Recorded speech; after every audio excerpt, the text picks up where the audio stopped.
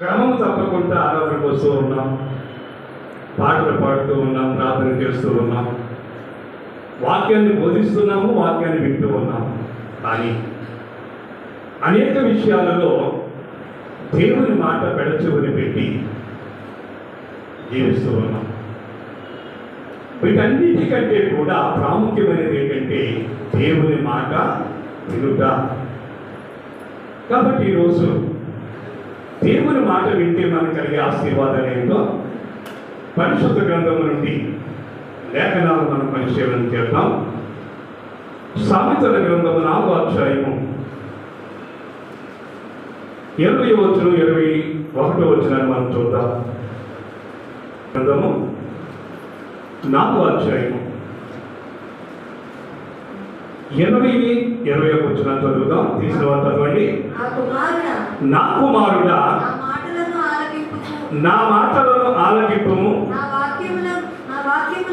నా వాక్యములకు నీ చెవియొగ్గుము, నీ కన్నుల ఎదుట నుండి వాటిని తొలగనీయకుము, నీ హృదయమందు వాటిని భద్రము చేసుకొనుము.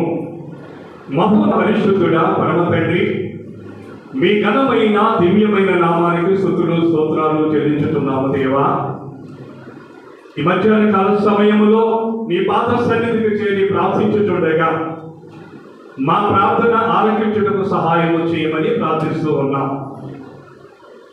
నిలబడిన నేను మట్టివాడును, ఒట్టివాడును,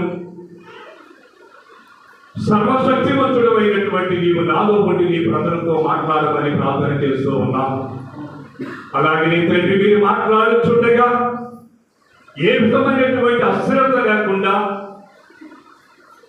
ఆసక్తితో నీ మాటలు వినుటకు కావలసినటువంటి మంచి హృదయాన్ని మాకు అనుగ్రహింపచేయమని ప్రార్థన చేస్తూ ఉన్నాం.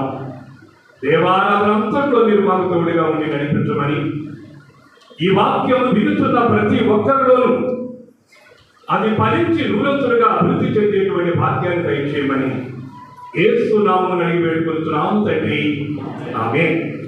ప్రియులారా, సకల శాస్త్ర ప్రావీణ్యుడు,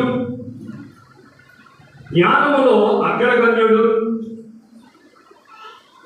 నాటి నుండి నేటి వరకు కూడా అతనంత జ్ఞానవంతుడి భూమి మీద లేడని రుజువు చేసుకున్నటువంటి జ్ఞాని అయినటువంటి సొలొమోను రాసినటువంటి గ్రంథమే సామెతల గ్రంథం.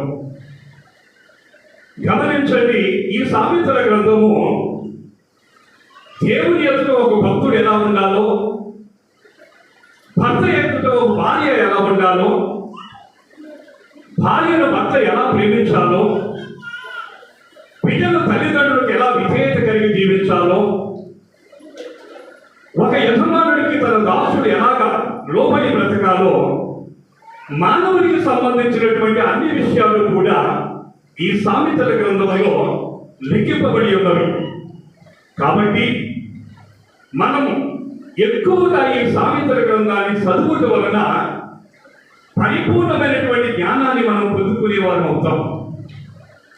అలాగనే ఈ సామెతల గ్రంథం 31వ అధ్యాయం 10 నుండి 31 వరకు వివాహము కావలసిన వారు కానీ, వివాహం అయినటువంటి వారు కానీ మీరు చదవగలిగితే మీ జీవితాన్ని ఒక యోగ్యమైనటువంటి జీవితంగా మార్చుకోవడానికి అవకాశాలు కూడా ఉంటూ ఉన్నాయి. సర్వసాధారణంగా వివాహాలలో చెబుతారు కానీ, వివాహంలో భార్యాభర్తల గురించి చెబుతారు కానీ వినేవారు ఎవరు కూడా ఉండరు. ఎందుకంటే వివాహం అనేటువంటి ఆనందంలో మన ప్రతి ఒక్కరు మునిగి తేలుతూ ఉంటారు కాబట్టి ఆ రోజు సరిగా వాక్యాన్ని వినరు. కానీ సంఘాలలో కూడా మనము భార్యాభర్తల గురించి మనకు సమయం కుదిరినప్పుడల్లా కూడా మనం బోధించవలసినటువంటి వారిపై ఉన్నాం. అటువంటి జ్ఞాని అటువంటి సొలొమోను ఏమన్నాడండి? నా కుమారుడా, నా మాటలను ఆలకింపుము, నా వాక్యమును నీ చెవియొగ్గుము, నా వాక్యములకు నీవు చెవియొగ్గుము. దేవుని మాట మనం వినాలండి. దేవుని మాట వినుట వలన మనం ఆశీర్వదింపబడుతూ ఉంటాం. ప్రార్థనకిచ్చే ప్రాధాన్యత, ఆరాధనకిచ్చే ప్రాధాన్యత వాక్యానికి మనం ఇవ్వలేకపోతూ ఉంటాం. మీకు నేను మనవి చేసేది ఏంటంటే ప్రతి ఒక్కరూ కూడా చదువుకున్న వారు పరిశుద్ధ గ్రంథం